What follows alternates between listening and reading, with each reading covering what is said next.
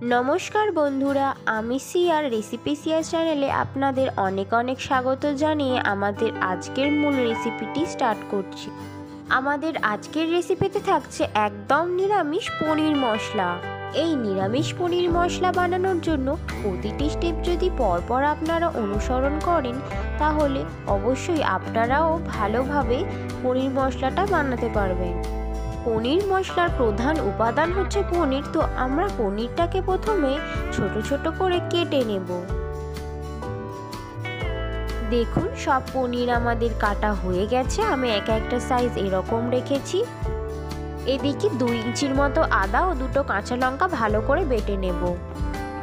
একটা বাটির মধ্যে প্রথমে কিছু লবঙ্গ নিয়ে নেব, তারপরে গোলমরিচ নিয়ে নেব, আর নিয়ে নেব জয়িত্রী আর একটা জায়ফল, 2টো দারুচিনি। জায়ফলটাকে আমরা নোড়ার সাহায্যে এভাবে ভেঙে নিয়েছি। আর দিয়ে দেব 1 চামচ জিরে, আর দেব 1 চামচ ধনে। এখন এগুলোকে আমরা শুকনো কাঠখোলায় ভালো করে ভেজে নেব। আমি জিরে আর ধনেটা বাইরে গোটা মশলাগুলো আগে ভেজে নিচ্ছি, কারণ জিরে আর ধনেটা আগে ভাজা হয়ে যাবে, কিন্তু এই মশলাগুলো ভাজা হবে না। এই মশলাগুলো ভাজা হয়ে গেছে, এখন আমি তুলে নেব। এরপর জিরে ও ধনেটাও আমরা একইভাবে ভেজে নেব। দেখুন, ভাজা হয়ে গেছে। আমরা আবারও এটাকে বাটির মধ্যে তুলে নেব। এখন এটাকে আমরা ঠান্ডা করে নিয়ে গুঁড়ো করে নেব। একই কড়াইতে দিয়ে দেব অল্প পরিমাণে সাদা তেল। তেলের মধ্যে 4টে মিডিয়াম সাইজের টমেটো কুচি করে রেখেছিলাম, টমেটোগুলো আমরা দিয়ে দেব। এখন আমরা টমেটোগুলো নেড়ে চেড়ে কিছুক্ষণ ভালো করে ভেজে নেব। টমেটোটা ভাজা হয়ে এলে এর মধ্যে আমরা 8-10টা কাজু বাদাম দিয়ে দেব। কাজু বাদাম ও টমেটোটা ভালো করে আমরা নেড়ে চেড়ে কিছুক্ষণ ভেজে নেব। দেখুন, আমাদের এটা ভাজা হয়ে গেছে। এখন আমরা এটা একটা মিহি পেস্ট বানিয়ে নেব। কড়াইটা পরিষ্কার করে আবারও কড়াইতে একটু সাদা তেল দিয়ে দেব।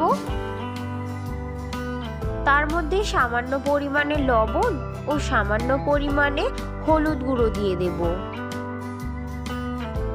এই তেলের মধ্যে আমরা কেটে রাখা পনিরগুলো একে একে দিয়ে দেব।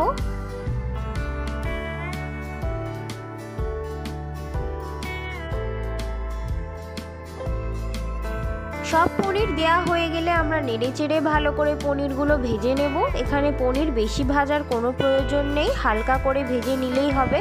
দেখুন, এই রকম ভাবে ভেজে নিলেই হবে। বেশি ভাজলে পনিরটা শক্ত হয়ে যাবে। ভাজা হয়ে গেলে একটা বাটিতে ঠান্ডা জলের মধ্যে পনিরগুলো ভিজিয়ে রাখবো। এর কারণে পনিরগুলো অনেক নরম থাকবে। এদিকে ওই তেলের মধ্যে আমরা 1 চামচ পরিমাণে ঘি দিয়ে দেব। এখন কিছু গোটা গরম মশলা আমরা এই তেলের মধ্যে দিয়ে দেব। হালকা করে নেড়ে চেড়ে ভেজে নিয়ে যখন দেখবেন একটা সুন্দর স্মেল আসছে, তখন আমরা এর মধ্যে দিয়ে দেব আদা ও কাঁচা লঙ্কা বাটা। দেয়া হয়ে গেলে ভালো করে আমরা এটাকে নেড়ে চেড়ে কিছুক্ষণ ভেজে নেব। ভাজা হয়ে গেলে তার মধ্যে আমরা যে টমেটো আর কাজু বাদামটা বেটে রেখেছিলাম দিয়ে দেব।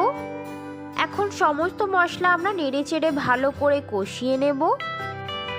দেখুন, মশলা থেকে সুন্দর তেল ছেড়ে দিয়েছে। এখন আমরা এর মধ্যে 1 চামচ ধনে গুঁড়ো, 1 চামচ জিরে গুঁড়ো, 1 চামচ কাশ্মীরি লঙ্কার গুঁড়ো, আর দিয়ে দেব 1/2 চামচ হলুদ গুঁড়ো, দিয়ে দেব পরিমাণ মতো লবণ।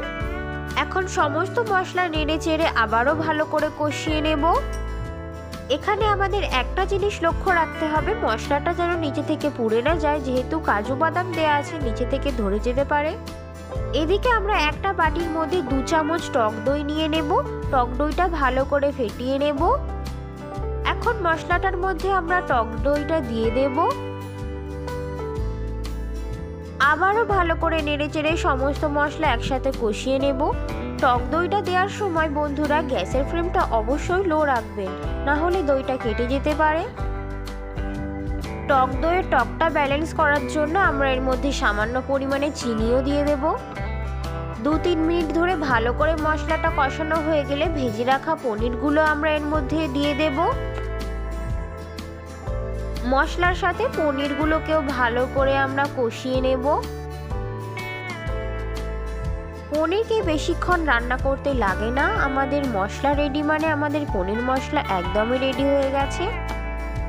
আমার বেশি গাঢ় মনে হচ্ছিল বলে আমি এর মধ্যে সামান্য পরিমাণে জল দিয়ে দিলাম, আপনারা এখানে জল নাও দিতে পারেন। নেড়েচেড়ে মিশিয়ে জলটা আমরা ফুটতে দেব। ফুটে গেলে আমরা যে ভাজা মশলাটা রেডি করে রেখেছিলাম 1 চামচ দিয়ে দেব।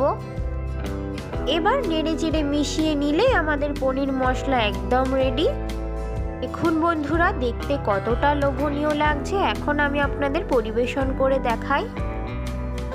পনির মশলাটা দেখে মনেই হচ্ছে না এটি একটি নিরামিষ রান্না। নিরামিষ রান্না হলেও এর স্বাদ কিন্তু চমৎকার। নিরামিষ দিনে অবশ্যই আপনারা এভাবে বাড়িতে পনির মশলা বানাবেন, যে কোনো কিছুর সাথে এই পনির মশলা একদম জমে যাবে। দেখুন একটা পনির আপনাদের কেটে দেখায় কতটা নরম হয়েছে। আমাদের আজকের রেসিপি ভালো লাগলে অবশ্যই লাইক, কমেন্ট, শেয়ার করবেন। আরও নিত্য নতুন রেসিপি দেখার জন্য আমাদের চ্যানেলটিও সাবস্ক্রাইব করে রাখবেন। ভালো থাকবেন, ধন্যবাদ।